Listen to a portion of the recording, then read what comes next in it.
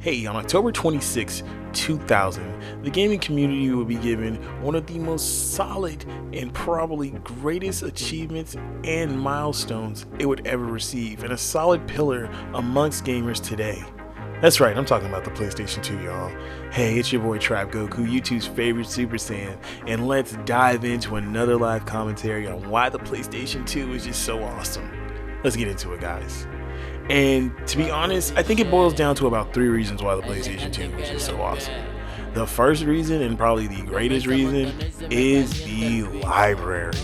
Getting into that PlayStation 2 library, not gonna lie, the PlayStation 2 library was the greatest library of all time. It had such a diverse set of games that were just easily accessible to a lot of players.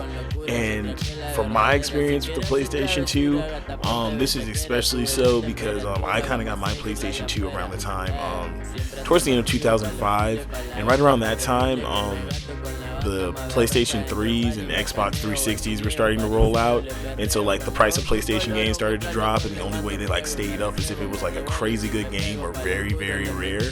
So for me, it was very easily to get those games because they were like maybe like $15 to $25 at the most. And like, yeah, playing through so many different JRPGs, action-adventure games, shooters, racers that the PlayStation had to offer. Some of my favorite franchises were just combinations of these games like Sly Cooper, Jak and Daxter, Ratchet and Clank. But then you had like some like great RPGs that came out, like the Final Fantasy X, X2, 12. Just great.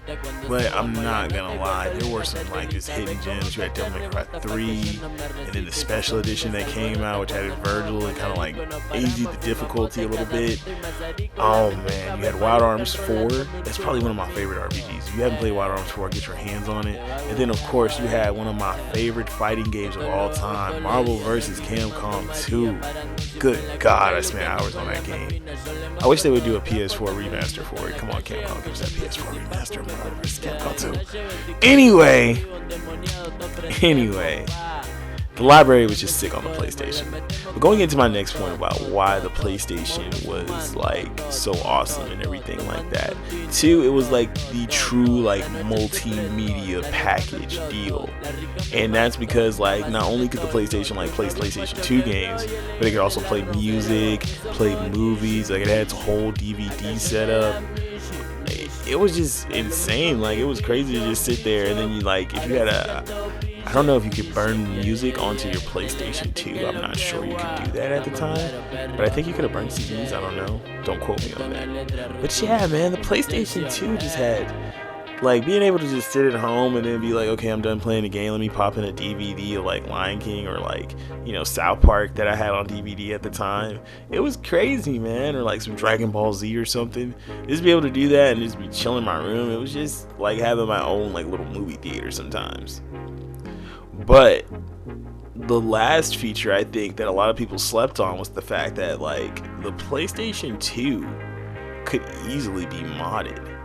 And what I mean by modded is the PlayStation 2 could be made to play like, you know what I'm saying, ISOs, and or like it could be made to play like foreign games. And I don't think like people did this to bootleg, because there were a lot of like Naruto fighting games and like other like Japanese exclusive RPGs that only came out in Japan. Like for the longest, like Kingdom Hearts 2, which is by far the greatest game ever released of all time. You're probably gonna see me playing in the background of this video. But Kingdom Hearts 2 Final Mix was in like Kingdom Hearts 1 Final Mix were Japan exclusives for like I think all up until like they did the 1.5 and 2.5 releases in like 2013 and 2014.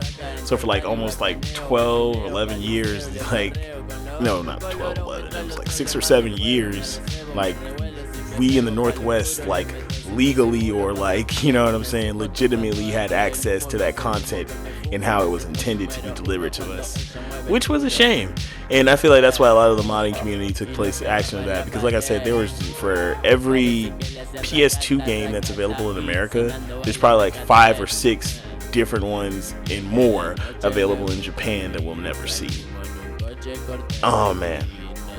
But yeah, the PS2 would go on to sell monumental numbers and like, really revolutionize gaming and how like gaming became a thing and like modernized into people's homes. And I feel like the PlayStation 2 really kind of like helped that transition, because like I said, like you can find a lot of people who had PlayStation 2s. Like everyone either had an Xbox or a PlayStation 2 or a GameCube, but more so leaning to the PlayStation 2 side and the GameCube side together. Because like I said, the PlayStation 2 just had like everything. Like everything you could want, every type of adventure you could want to go on, the PlayStation 2 had. And that's kind of like what I experienced when I got my PlayStation 2. And I'm kind of really glad that I was able to get it at the end of its like cycle and its console generation, because like I was just able to explore the console, do everything with it, and just, you know what I'm saying, really enjoy my time with the PlayStation 2. Man, it's really disheartening to hear that they stopped production on it a couple years ago. Like I think they did it like in the 2010s, actually, like 2009, 2010 they stopped production on the PlayStation 2. So don't quote me on that though. You feel me? So yeah, man, it's just really upsetting. But hey, the PlayStation 2, like I said, deserves so much thanks. Because like I feel like the PlayStation 2, out of all the consoles for me, because I did have an Xbox at one point, but I feel like once I got my PlayStation 2, it just felt so right. You know what I'm saying? It really kind of like transitioned me into more gaming like focused atmospheres. I made a lot of friends who played the PlayStation 2. Just grew up with it, you know what I'm saying? Because it came out when I was about 4 or 5 years old. And like I would always have access like to a PlayStation 2, like through a friend. Like I wasn't a stranger to the system when I got mine. Like I would always play it with friends or like complete games with friends at their house or cousins. You know what I'm saying? So it wasn't really, that big of a deal. But when I finally got mine, you know what I'm saying, and upgrading from that Game Boy Advance SP, from that Pokemon to that Wild Arms, to that Dragon Quest 8. Oh my god, that game is crack cocaine. Whew, I shouldn't be talking about that on YouTube, but still, that is a really good game. Go play Dragon Quest 8 if you haven't played Dragon Quest 8. Also, Tales of the Abyss. 2 other good games.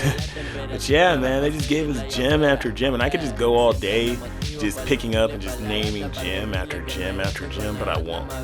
Because at the end of the day, the thank you really goes to Sony.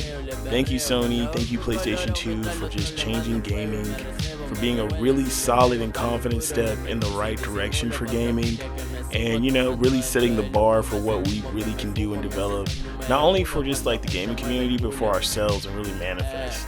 So once again, thank you, Sony. Thank you, PlayStation, for everything you've done. Thank you for being a monument in gaming culture. And just thank you for staying the test of time. And hopefully we'll be playing PlayStation 9s, 10s, X's, X5s, you know what I'm saying? So really thank you guys so much. This has been Trap Goku, and I hope you guys have a really wonderful day. Peace.